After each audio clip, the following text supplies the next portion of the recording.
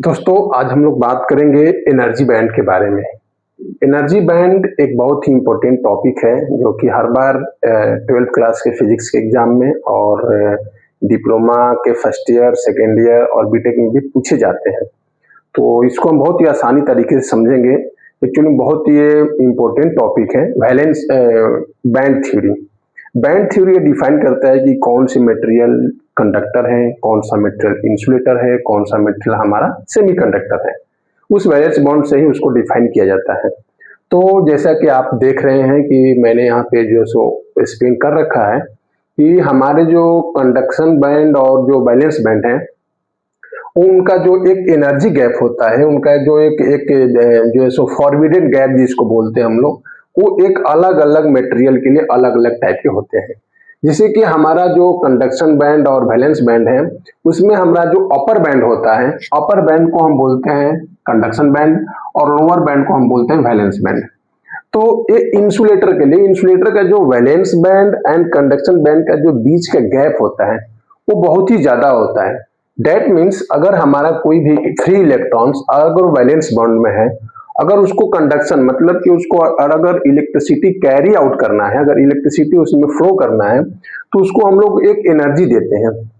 वो एनर्जी जो होता है उस इलेक्ट्रॉन वैलेंस बॉन्ड के इलेक्ट्रॉन को जो एनर्जी हम देते हैं वो हमारा जो valence bond and conduction bond के बीच का जो गैप है उस गैप को उस एनर्जी के साथ वो जंप करता है और जंप करके वैलेंस बॉन्ड से वो चला जाता है कंडक्शन बॉन्ड में।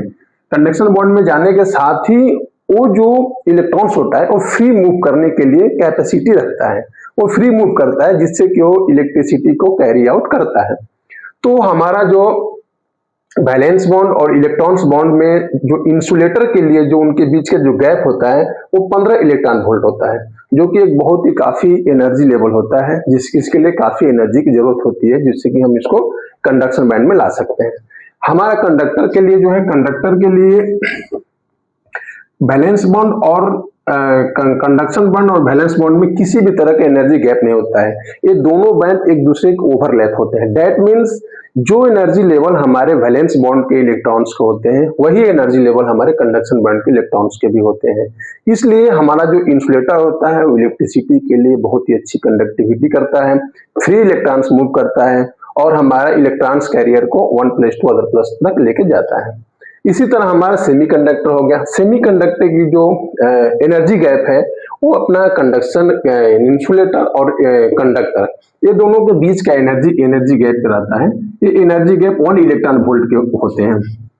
इसके जो वैलेंस बॉन्ड में जो इलेक्ट्रॉन है उनको अगर 1 इलेक्ट्रॉन वोल्ट अगर एक्स्ट्रा एनर्जी देते हैं, एक्स्ट्रा एनर्जी उनको चार्ज करते हैं, तो उनके वैलेंस बॉन्ड के इलेक्ट्रॉन इस बैरियर को जंप करके वो चले जाएंगे कंडक्शन बैंड में और उसमें करंट की फ्लो होने लगेगी। तो इस तरह दोस्तों हमारा जितने जो बैंड थ्योरी है, बैंड थ्योरी के अनुसार ही हम जो है सो insulator, conductor and semiconductor material को 3 भागों में डिवाइड करते हैं और उसका डिफिनेशन करते हैं।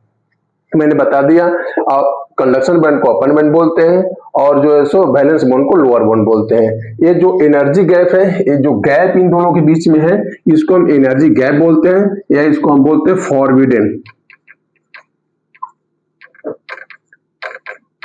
Forbidden energy gap. ये अलग अलग इंसुलेटर के लिए अलग इसकी रेंज होती है, कंडक्टर के लिए 0 होती है और सेमीकंडक्टर के लिए हमारा 1 इलेक्ट्रॉन वोल्ट होते हैं। हम देखते हैं कि कुछ डिफरेंट है जो कि हमारे वैलेंस बॉन्ड और कंडक्शन बॉन्ड के बीच में कुछ डिफरेंस है, उसको हम यहाँ पे डिफाइन किए हुए हैं।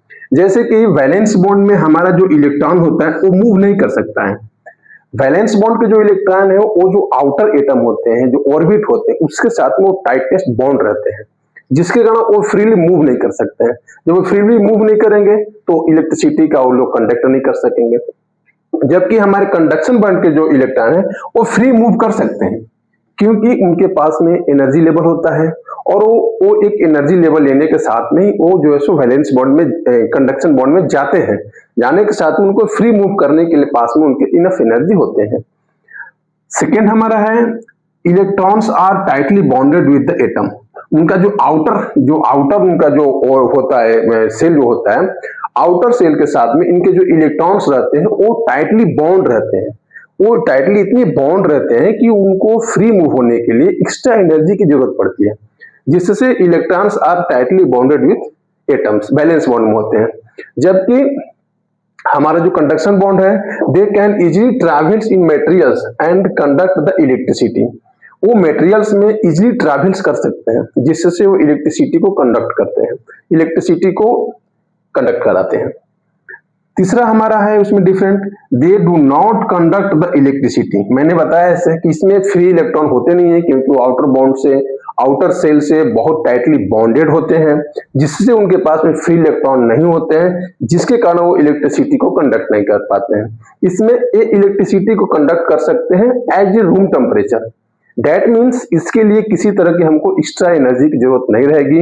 अगर हमारे कोई भी इलेक्ट्रॉन अगर वैलेंस बॉन्ड से कंडक्शन बॉन्ड में चले जाते हैं, तो उनको इजिली रूम टेम्परेचर पर वो इलेक्ट्रिसिटी को कंडक्ट कर सकते हैं। चौथा हमारा अंतर है, the electrons must gain enough energy for the conduct electricity. मतलब अगर हमको वैलेंस बॉन्ड के इलेक्ट्रॉन से अगर इलेक्ट्रिसिटी को फ्लो कराना है, तो उनको बाहरी बहुत ही प्रचुर मात्रा में उनको हमें एनर्जी प्रोवाइड करना पड़ेगा। जो एनर्जी का formula 15 electron volt for the insulator, 0 electron volt for the conductor and 1 electron volt for the semiconductor. तो एक क्लियर है कि हमारा जो वैलेंस बॉन्ड के जो इलेक्ट्रॉन है, वो वैलेंस बॉन्ड के इलेक्ट्रॉन उनको फ्रीली मूव करने के लिए या इलेक्ट्रिसिटी कंडक्ट कराने के लिए उनको लेकर के हमें उनके एक्स्ट्रा एनर्जी देना पड़ेगा, जो कि एक बहुत ही हाई लेवल में होता है। जबकि हमारा जो कंडक्शन बॉन्ड की जो एनर्जी है, the electrons have enough energy to conduct the electricity. Conduction bond के जो इलेक्ट्रॉन्स हैं, उनके पास में ऑलरेडी इनफ एनर्जी होता है, जिससे कि वो इजीली इलेक्ट्रिसिटी को कंडक्ट करा पाते हैं।